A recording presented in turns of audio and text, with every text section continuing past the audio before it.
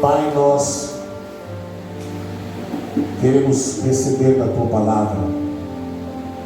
Ministra o nosso espírito através da Tua Palavra, Senhor. Fala conosco. Ensina-nos, porque a Tua Palavra diz que o Espírito Santo nos ensinaria. Em nome de Jesus.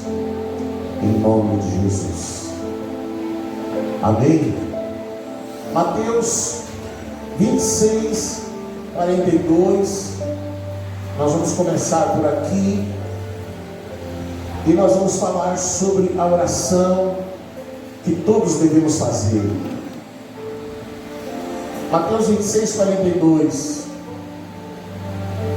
Pela segunda vez, Jesus foi e orou dizendo: Meu Pai, se este cálice de sofrimento não pode ser afastado de mim, sem que eu o beba, então que seja feita a tua vontade.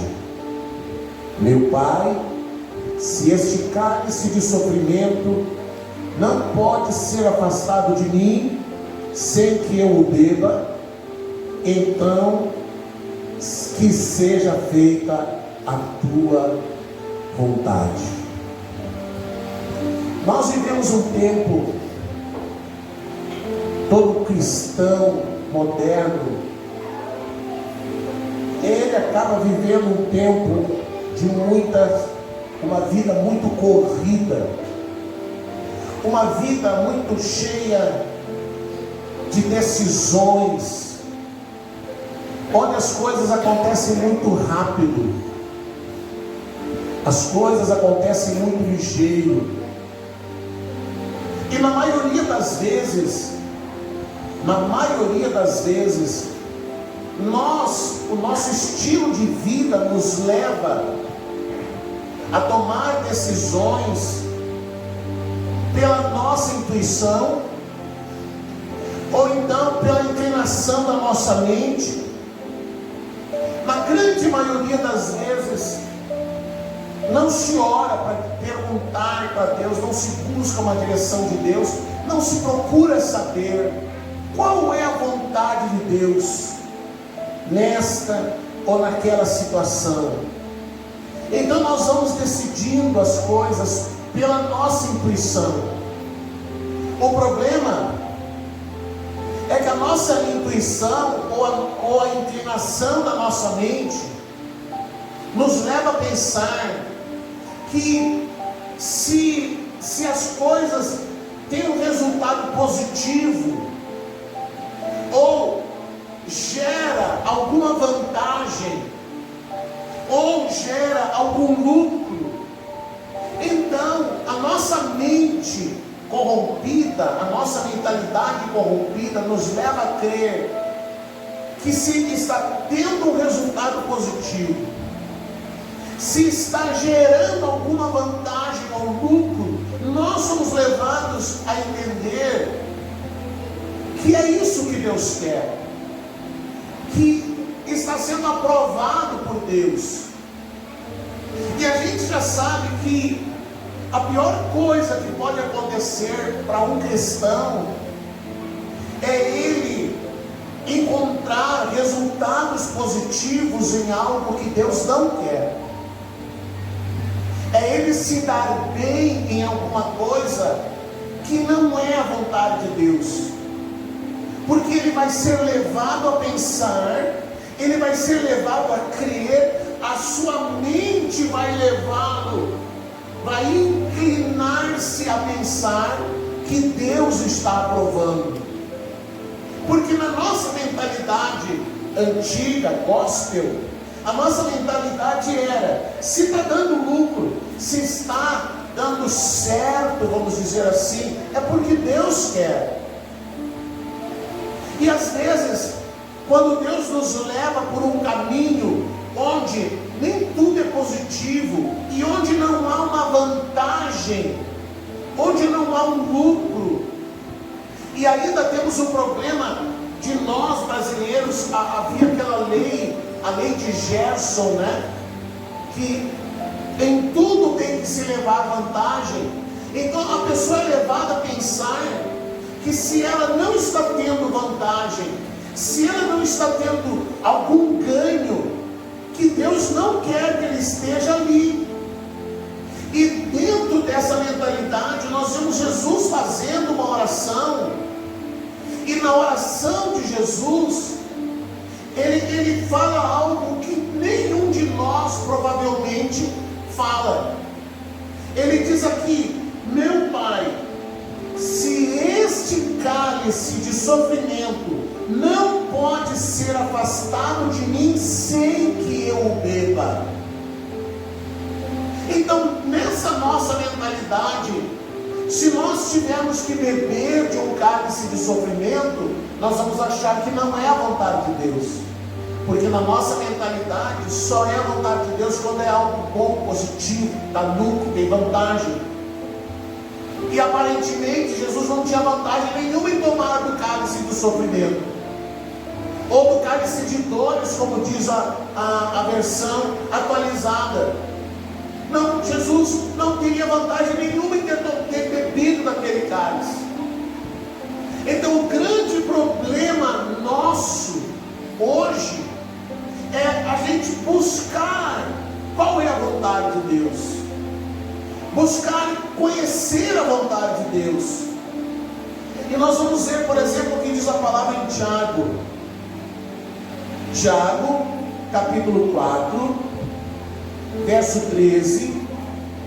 Tiago, logo depois de Hebreus, logo depois da carta aos Hebreus. Então, às vezes, queridos, as pessoas vão conduzindo a sua vida, vão seguindo uma agenda de rotinas, de compromissos, de atividades, de coisas, sem parar para questionar: mas é isso que Deus quer que eu esteja envolvido?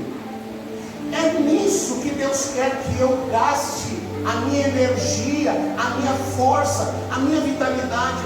É nisso que Deus quer que eu esteja agora envolvido? Olha o que diz Tiago, capítulo 4, verso 13 até o 15. Agora, escutem vocês que dizem: hoje ou amanhã iremos a tal cidade, e ali ficaremos um ano fazendo negócios, e ganhando muito dinheiro, a vantagem, o lucro, e ganhando muito dinheiro. Vocês não sabem como será a sua vida amanhã, pois vocês são como uma neblina passageira, que aparece por algum tempo e logo depois desaparece.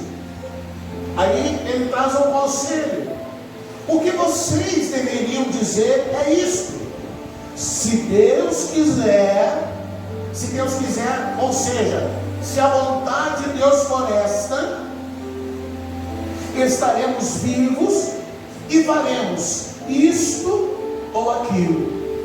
Então, o que Tiago está dizendo? Você tem que parar. Às vezes, como eu digo, a gente faz uma agenda para a nossa vida, um cronograma para a nossa vida.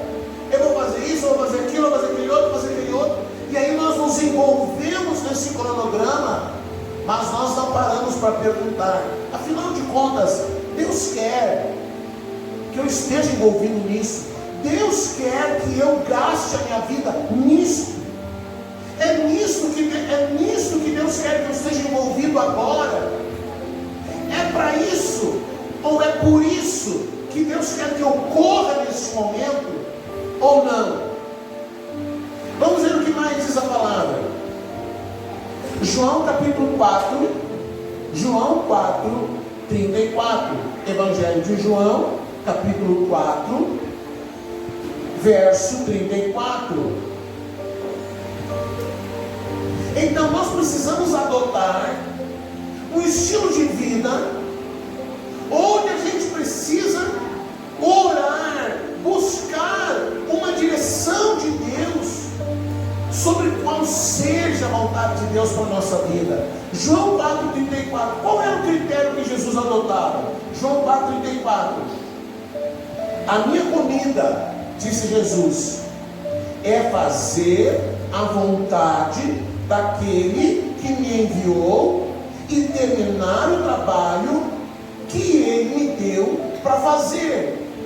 Qual era o critério de Jesus? Fazer a vontade de Deus, fazer a vontade de Deus o Pai. A vida de Jesus era fazer a vontade do Pai. E se Jesus ia para algum lugar, se Jesus curava algum enfermo, se Jesus falava com alguém, ele era movido e guiado pelo Pai, pela vontade do Pai. Como é que Jesus fazia para ele descobrir qual era a vontade do Pai? A palavra de Deus fala muitas vezes que Jesus separava tempos para orar. Jesus separava um horário para ele orar. Então ele orava na madrugada, ele buscava o Pai na madrugada por 2, 3 horas, e depois dormia, descansava, e depois ele levantava e seguia um cronograma. Então nós vamos ver muitas vezes nos evangelhos dizendo: e Jesus foi levado pelo Espírito para tal lugar, e Jesus foi levado pelo Espírito para tal lugar. Por que Jesus curava os enfermos? Por que Jesus fazia os milagres que fazia? Ah, porque ele era o Filho de Deus. Não, porque ele orava, ele se enchia do Espírito, e durante o dia ele ia usando daquela unção, daquela presença, daquilo que ele recebia do Pai, esgotava aquela unção, e aí depois da madrugada, lá ia ele orar de novo, para enfrentar mais um dia. Então nós temos um problema. Se nós queremos viver a vontade de Deus, mas a gente às vezes não quer orar. Se nós queremos viver a vontade de Deus, mas nós não queremos orar, se nós não paramos para orar, se nós nos descuidamos disso, como vamos identificar, entender qual é a vontade de Deus? É verdade que para muitas coisas a gente não precisa nem orar. Para muitas coisas a gente não precisa sequer orar. Aí nós precisamos conhecer a palavra. Então alguém já disse que o diabo conseguiu enganar 1/3 dos anjos. 1/3 dos anjos foi enganado pelo diabo. Aí a sequência é: o que ele não faz com esse povo que não lê a Bíblia? Então, se ele enganou 1/3 dos anjos que conheciam a Deus, que conheciam a vontade de Deus, o que ele não faz com pessoas que nem sequer conhecem a palavra? Então, eu vou me relacionar com uma pessoa, eu vou namorar com uma pessoa, eu vou me casar com essa pessoa. Amém, glória a Deus. Tá, mas aí como é que é? É uma pessoa muito boa, é uma pessoa muito querida. O único problema é que ele tem uma outra linha de religião, ele frequenta casa de religião e tal, mas tá tudo certo, não dá certo, isso não vai dar certo. Por que não vai dar certo? Ai, pastor, o senhor fica adorando. Por que não dá certo? Porque a palavra diz: não se ponha num jugo desigual. Não precisa nem orar para saber se Deus quer ou não quer.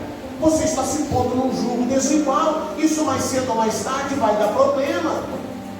É só uma questão de parar, pensar, analisar de uma forma muito clara. Então um dia você vai para a casa de Deus, orar, buscar o Senhor, vir adorar o Senhor, e no outro dia o outro vai para a casa de religião, vai para a encruzilhada. Não vai dar certo isso. Por que não vai dar certo? Porque é um jugo desigual, cada um puxa para um lado. Isso vai dar problema, mais cedo ou mais tarde vai dar problema. Agora eu vou fazer uma sociedade e não sei o que. Amém. E como é que é o teu sócio? É gente boa e tal. Mas é um bom administrador. O único problema é que ele é assim, cara, se você vai se pôr num jugo desigual, Você vai tentar que Deus abençoe algo que a palavra diz que não dá certo. Então o mínimo que eu preciso para entender a vontade de Deus, eu tenho que orar. E eu preciso conhecer a palavra. Para muitas coisas eu não preciso nem orar. Eu conhecendo a palavra, eu já vou saber. Eu não posso me envolver com essa pessoa de uma forma amorosa, de ter um relacionamento, pensar em constituir família com essa pessoa. Eu não posso pensar em fazer uma sociedade com uma pessoa que vai puxar para um outro lado. A palavra mesmo já diz, um cordão de 3 dobras não é fácil de ser arrebentado. Acontece que se você vai ter um relacionamento com uma pessoa que nem sequer puxa para o mesmo lado para você, vai quebrar, vai arrebentar. É uma questão de lógica. Então eu preciso conhecer a palavra, para que eu não tome uma decisão errada, para que eu não tome uma decisão pela alma. E quantas vezes as pessoas estão vendo que vai dar errado, que vai dar problema, e aí alguém vai buscar um conselho, e alguém pensa que está dizendo a melhor coisa do mundo. Faça o que o teu coração manda. Se você fizer o que o teu coração manda, irmão, vai dar errado, porque o teu coração é a tua alma. O teu coração vai te inclinar a fazer o desejo da alma, e no desejo da alma, a alma não vai ter problema algum em te induzir a se relacionar com um homem que já é casado, com uma mulher que já é casada. A tua alma não vai ter problema nenhum a te levar, a te induzir, a te inclinar ao erro. Não, você não pode ser conduzido pelo seu coração. Você tem que ser conduzido pelo Espírito, pela palavra, não pelo coração. Então Jesus disse assim, ó: o meu alimento é fazer a vontade do meu Pai, é fazer o que Ele pediu para que eu faça. Em João 6,38, Jesus diz assim: pois eu desci do céu para fazer a vontade daquele que me enviou, e não para fazer a minha própria vontade. Então, quando alguém diz assim: Senhor, o Senhor tem que abençoar a minha vida. Não, Ele não quer abençoar a sua vida. Ele não quer abençoar um estilo de vida onde Ele não é o Senhor. Ele não quer abençoar um estilo de vida que valoriza o seu ego. Ele não quer abençoar um estilo de vida que te estimula a ser orgulhoso. Ele não quer abençoar um estilo de vida que Ele quer que você perca. Então nós temos que aprender a orar o que Jesus orou: Senhor, seja feita a tua vontade, faça-se a tua vontade. Mas eu tenho que saber que se eu orar assim, Deus pode me levar a beber do cálice de sofrimento. Se eu orar assim, Deus vai me levar a negar a minha vontade, a negar o meu sonho, a negar o meu projeto, e a viver o projeto e o propósito dele, Você quer ver mais um texto? Mateus 12:47. Como Jesus levava a sério a questão de buscar, de saber, de reconhecer a vontade de Deus, de viver a vontade de Deus. Mateus 12:47 até os 50. 12:47 aos 50. Vamos lá. Então alguém disse a Jesus: escute, a sua mãe e os seus irmãos estão lá fora e querem falar com o Senhor. Jesus respondeu: quem é minha mãe? E quem são os meus irmãos? Então apontou para os seus discípulos e disse: vejam, aqui estão a minha mãe e os meus irmãos. Pois quem faz a vontade de meu Pai, que está no céu, esse então é meu irmão, minha irmã e minha mãe. Olha o que Jesus fala: quem vive a vontade de Deus ocupa um lugar em Cristo superior a qualquer coisa, Só que quando a palavra de Deus fala sobre a vontade de Deus, e às vezes a gente pode pensar assim: o que tem, pastor, não sei o que. Você vai levar um susto hoje para saber, para entender a importância de viver a vontade de Deus. João 9, 31. João 9, 31. E aí você vai vendo que a coisa vai afunilando. Jesus vai aumentando o nível. Jesus vai aumentando o nível e vai mostrando que nem tudo é assim tão simples. João 9, 31 diz assim: olha só, sabemos que Deus não atende pecadores, mas Ele atende aos que respeitam e fazem a sua vontade.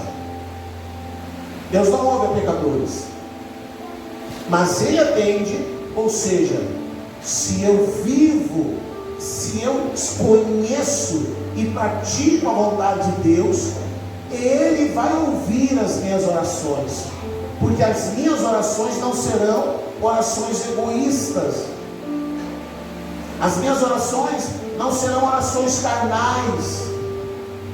Então a palavra diz ali, olha que interessante o que diz a palavra, João 9:31. Sabemos que Deus não atende pecadores, mas Ele atende os que respeitam e fazem a sua vontade. Então, se eu não faço a vontade de Deus, se eu não vivo a vontade de Deus, eu vou orar 500 vezes e Ele não vai me atender. Ele não vai responder minha oração. Ele não vai atender o meu clamor, o meu pedido. Ele não vai atender. O que mais?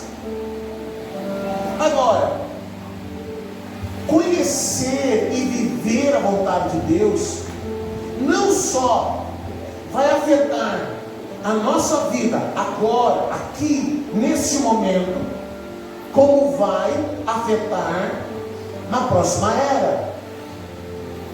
Não só afeta a nossa vida agora, como depois. Mateus 7:21. Não só afeta a nossa vida agora, como vai afetar depois. Eu não quero, eu não tenho interesse. Amém, glória a Deus. Eu não vou dizer que você é livre, porque domingo eu quero falar sobre livre-arbítrio. E aí, vou responder muitas perguntas sobre o livre-arbítrio. Até já tem nome. E o livre-arbítrio como fica? Domingo eu quero falar sobre isso. Vamos lá, Mateus 7:21. Não é toda pessoa que me chama Senhor, Senhor, que entrará no reino do céu. Essa parte você conhece, não conhece? Amém. Não é todo mundo que diz Senhor, Senhor, que entrará no reino dos céus. Quem vai entrar? Somente quem faz a vontade do meu Pai que está no céu. Então, primeiro, Jesus não está falando de salvação. Essa parte a gente já entendeu. Jesus não está dizendo que quem não vive ou pratica a vontade do Pai perde a salvação. Jesus está se referindo ao reino dos céus, o governo que Jesus vai estabelecer na terra durante o milênio. Então Jesus diz assim, nem todo mundo que diz Senhor, Senhor, nem todo mundo que diz que é meu filho vai entrar nesse reino. Quem é que vai entrar? Somente aqueles que vivem a vontade do Pai. Mateus 7:21. Não é toda pessoa que me chama Senhor, Senhor, que entrará no reino do céu, mas somente quem faz a vontade do meu Pai que está no céu.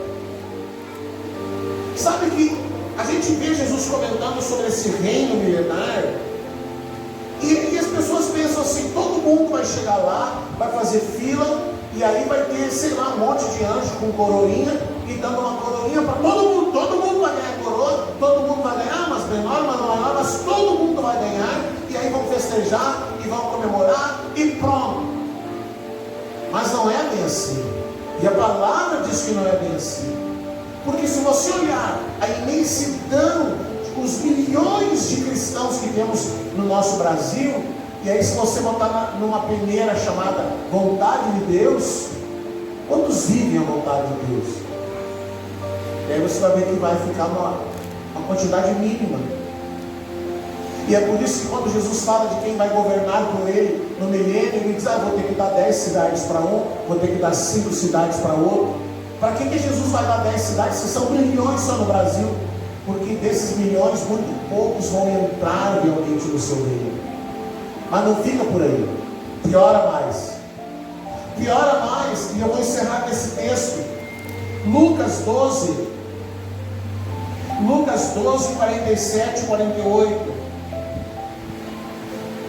A importância de nós vivermos e praticarmos a vontade de Deus. Não basta conhecer a vontade de Deus, tem que praticá-la. Você quer ver? Vamos ler o 12, 47 e 48.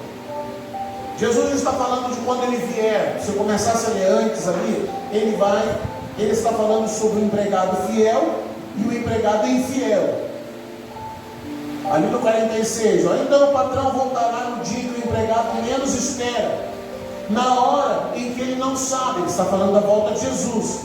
Aí o patrão mandará cortar o empregado em pedaços e o condenará a ir para o lugar onde os desobedientes vão.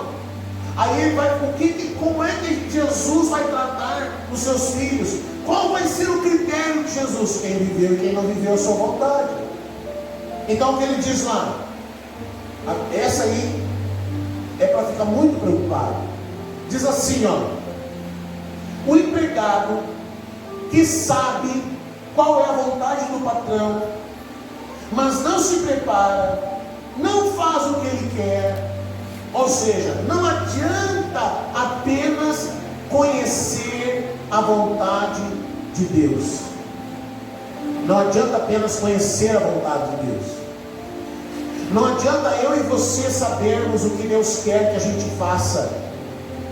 Não adianta eu e você sabermos como nós temos que agir.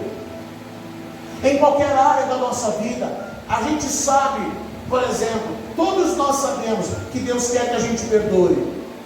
Mas eu posso perguntar para você tem perdoado? Ah não, pastor, tem coisas que eu não posso perdoar. Então não adianta apenas conhecer a vontade de Deus. Não adianta apenas a gente saber. Então Lucas 12, 47 diz assim, o empregado que sabe qual é a vontade do patrão, mas não se prepara, não faz o que ele quer, esse finalzinho que dói, será castigado com muitas chicotadas. Sabe a vontade do seu Senhor, mas não se prepara, não faz a vontade do seu patrão. Não adianta a gente conhecer a vontade de Deus e não praticar. É que nem aquela musiquinha popular que dizia, não adianta ir na igreja, orar todo dia e fazer tudo errado. Não adianta a gente conhecer que a gente tem que negar a si mesmo, que a gente tem que se controlar, e cada vez que alguém pisa no nosso carro, a gente roda a baiana. Não adianta. Não adianta a gente saber que a gente tem que agir de um jeito, pelo que a palavra de Deus ensina, e na prática fazer tudo errado. Então a palavra diz assim, conheceu a vontade do seu Senhor, mas não fez, não praticou. Esse vai receber muitas chicotadas. Mas o empregado que não sabe o que o patrão quer, e não sabendo, fez algo que merece castigo, esse empregado será castigado com poucas chicotadas.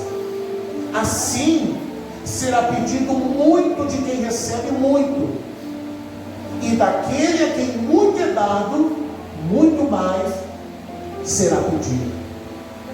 Então a gente vê pela palavra a importância da gente aprender a buscar a vontade de Deus, da gente praticar a vontade de Deus, da gente colocar em prática. A questão que a gente tem que se perguntar é: o que eu estou fazendo com aquilo que eu estou recebendo de Deus? Não adianta eu ficar recebendo, aprendendo e não praticando, porque a regra do reino de Deus é praticar.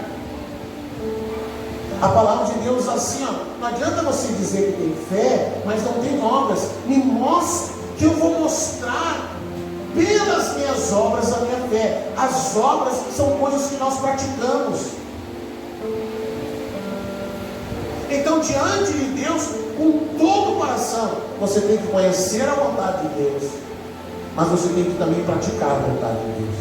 Você tem que se preocupar em orar. O que eu vou fazer? O que eu vou fazer? Como é que eu vou fazer? Como é que eu vou agir diante dessa situação? Como é que eu vou fazer para resolver isso aqui? Porque às vezes muitos problemas que a gente se envolve é porque a gente fez as coisas sem orar antes, fez as coisas sem buscar uma direção de Deus, sem perguntar para o Senhor. Aí depois que deu errado, depois que deu problema, ou como a gente diz na gíria, depois que deu ruim, aí a pessoa se lembra de orar. Ah não, agora eu vou orar para Deus resolver. Aí Deus tem que resolver um problema que a gente mesmo procurou para si mesmo. Deus tem que resolver um problema que nós buscamos para nós mesmos. Então a gente tem que aprender a orar, a gente tem que aprender a buscar, a gente tem que aprender a falar com o Senhor, a gente tem que aprender a, antes de decidir, orar. Antes de fazer um negócio, tem que orar. Antes de comprar, tem que orar. Se nós aprendermos a orar antes de decidir, quantos problemas serão evitados? Não só agora, como na próxima era. Não apenas conhecer a palavra, não apenas conhecer a vontade de Deus, mas praticá-la todos os dias. Todos os dias. Você sabe que tem que perdoar, então perdoe, irmão, não fica esperando. Você sabe que tem que negar a si mesmo, então se negue, irmão. Não, pastor, mas eu vou lá, eu vou me defender, porque é injustiça. Você viu Jesus sendo interrogado por Pilatos? Quanta bobagem Pilatos falou. Jesus ficou calado.